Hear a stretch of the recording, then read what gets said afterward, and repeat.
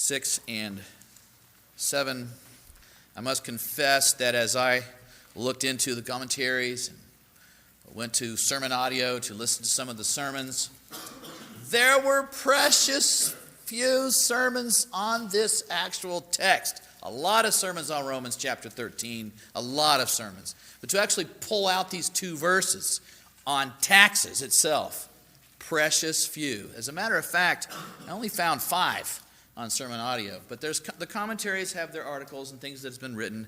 Had a chance to do some thinking about this, especially it's somewhat, actually quite a lot, personal for me, having actually been employed as a tax collector in the past.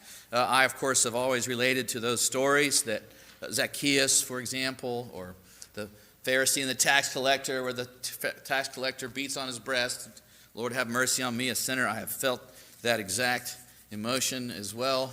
And so it's personal. You know how they say sometimes, don't take it personal. Well, this one for me is personal. I heard the call to ministry while I was in the Internal Revenue Service. I had heard it multiple times before. It wasn't a call that just came one time. I'd heard the call to ministry, but it came to me, I think, somewhere between being threatened with being shot and having the wheel fall off my mentor. The IRS gives you a mentor when you're new. His car, the wheel fell off. They started calling me TZ, I kid you not, that is Twilight Zone Brian, because it seemed when we would go out on calls, everything would go wrong.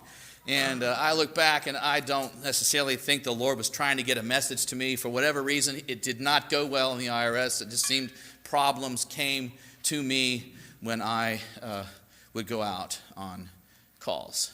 Or, as a matter of fact, when people came to see me in the office, we also had moments where I was under threat. I don't know if it was my face. Some people